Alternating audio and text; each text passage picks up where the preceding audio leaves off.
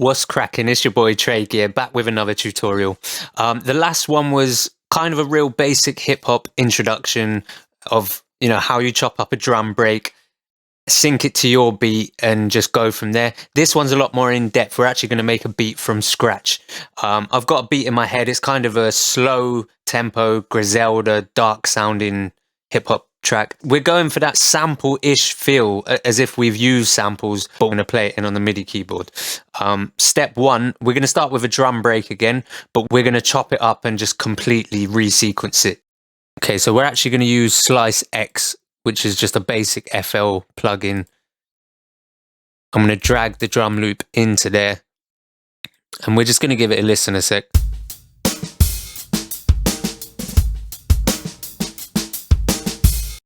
Okay, so there's plenty of kicks, snares, hi-hats in there. It's obviously being played in a certain sequence. We're not going to use that sequence at all. We're just going to completely chop it up. So I'm going to basically check that this is set to 0 crossing, so we get clean chops. And this is the add marker button. So we're going to use this and just go through and separate all of these drum sounds. So let's go.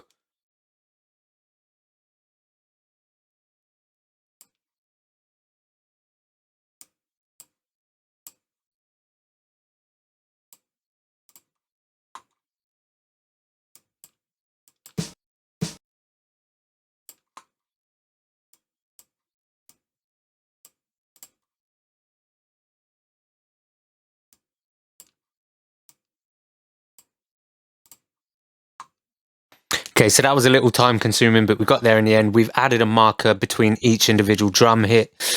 We gave it a listen all the way through, and you could hear that it was being played in a certain sequence. We've now just chopped it, so when I play my keyboard, see what I mean? So I can play any sort of sequence I want. You could use any drum pack that you've got. I've chopped the break up so we get the organic feel of a drummer really hitting them drums, because I just think that works well for this type of hip hop. But let's resequence these drums. I've got a tempo in my head as well for this Griselda type beat, so I'm just going to right click up here, tap, and just tap it in. So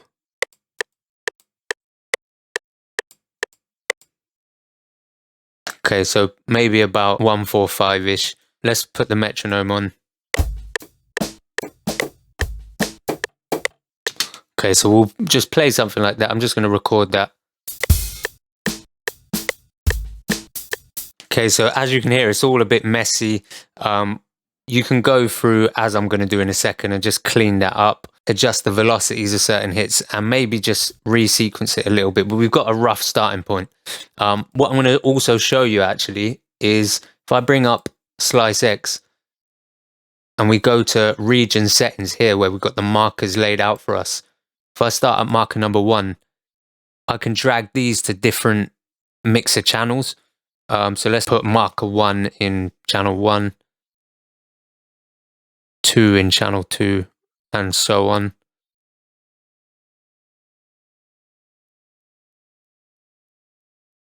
Okay, so we've got those in separate channels now.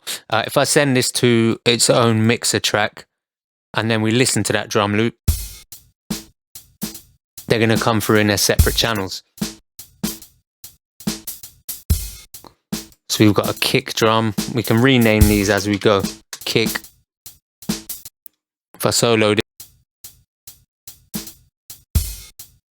Okay, that's a hat. This is our snare.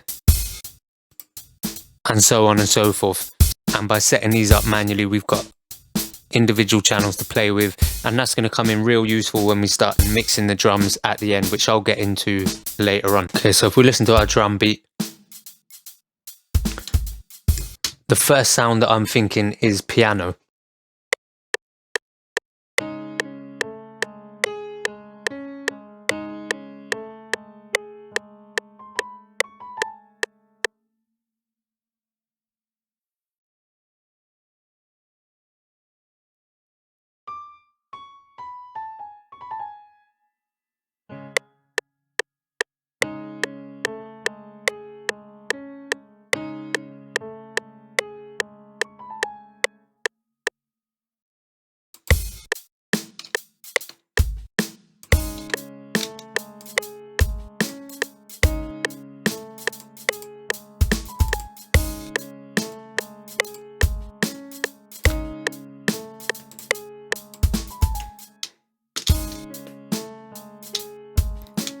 Okay, so that's again quite rough. The timing isn't perfect, but again, that adds to that sample type feel that we're going for.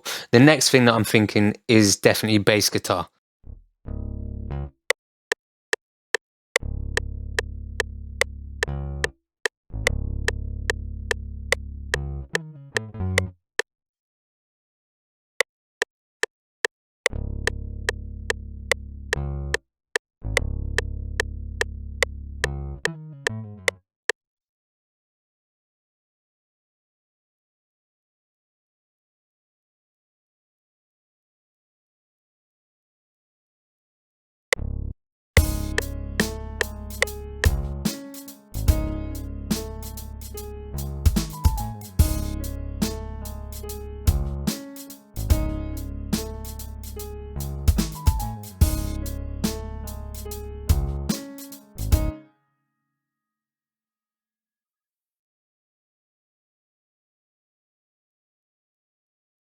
Once you've done the lengthy bit, the strenuous bit, which is chopping up the drums, routing them to individual mixer channels, the fun starts when you get them ideas for melodies.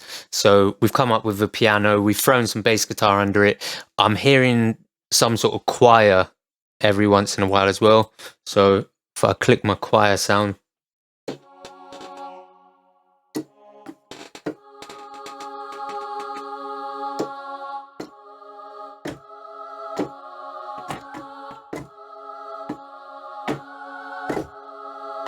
okay, so if we do something like that and just do that every 2 or maybe 4 bars to bring it back around, that will complement what we've got going on.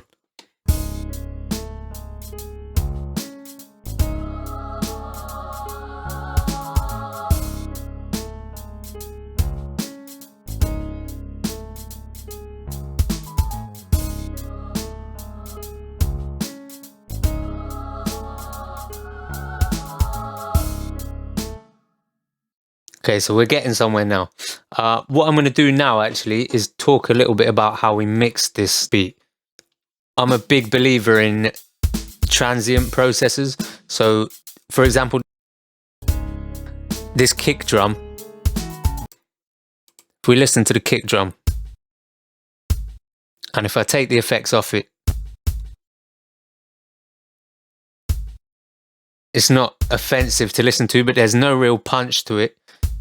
If I put this transient processor back on,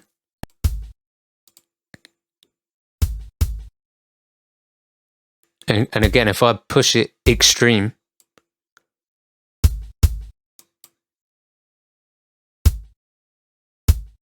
it's got a lot more kick to it. So if I bring this back to roughly where it was, we've just taken some of the tail off it, we've added some attack, and that just kicks a little bit harder. What else have we got? Yeah, the hi-hats. Obviously, it was recorded by a drummer in a recording studio, so you could leave them, but I've taken out the low end just to clean it up a little bit in the mix. And with the transient processor this time, because I wanted the hi-hats to sound a bit more washed out and less attacky, I've taken some attack off. I've taken a bit of a tail off as well, so they're still short, but they're not as attacky when they come in the door. So a little tip for anyone using FL Studio as well, I've got a couple of hi-hats. We've got a couple of hi-hats that I wanted to process in the same way. So the same effects on both. And what I would usually have to do is right-click this, save the mixer track state as something, and then reopen it in the other channel. What you can do now with the latest version is just right-click this, go to save mixer track state as, but you can click and drag that over onto the other channel. And then boom, if I go into here, it's got exactly the same settings, which is real useful, especially when you're dealing with multiple versions of a similar instrument.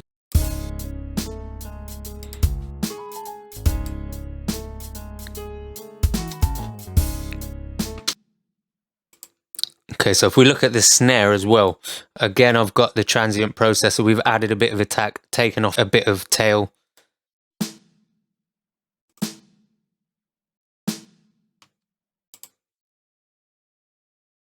Let's take some of those effects off. Okay, so the snare's still got quite a lot of character, but what I've actually done is, on top of using the transient processor, I've taken out the low end on the EQ as well and boosted it a little bit at 200, just so it's hitting and it's clear where it's hitting. And you can probably hear some reverb, but you don't see any on the channel. We've used the reverb send as well, so I've opened it in a completely separate channel, and I've sent the snare to that channel just by routing down here. I'll select this channel, select your snare channel, and right click in the separate channel that has the reverb and just route to this track.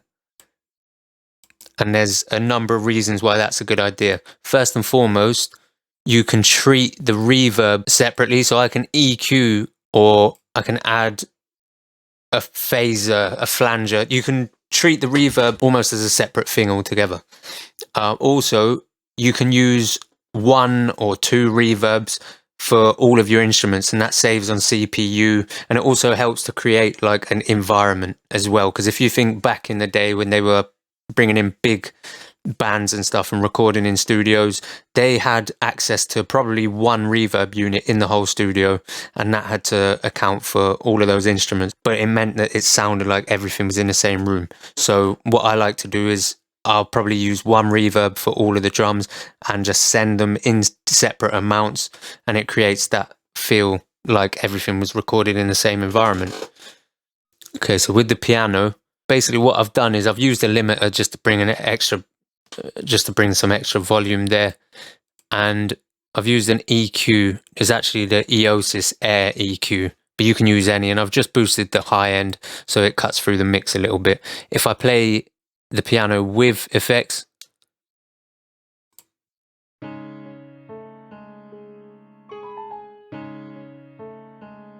and then without, it almost sounds a little bit muffled. And if I play it in the context of the whole mix,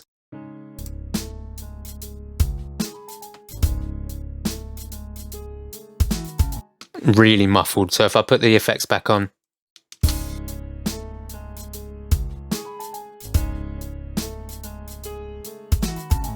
yeah, you can hear it cutting through a lot more. That's pretty much the makings of a beat. Obviously you'd want to arrange it, maybe have a couple of breakdowns here and there. With the finished version, I'd probably throw in some synths like this as well, some bells, some plucks.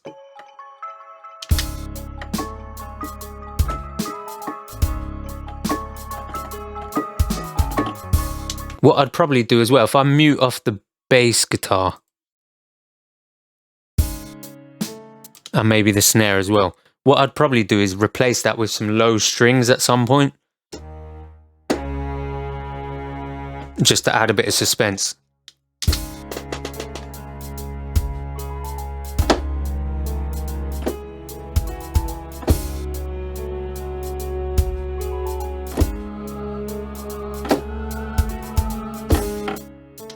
And then bring the bass and the snare and whatnot back in as well.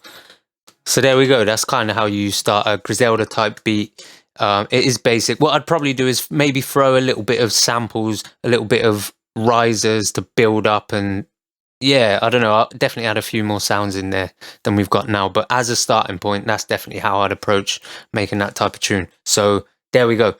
If you've got anything else that you'd like covered in the next tutorial, then drop a comment below. Don't forget to like and subscribe as well. There's going to be plenty more videos where this one came from. So yeah, thank you very much, and let's play the beat.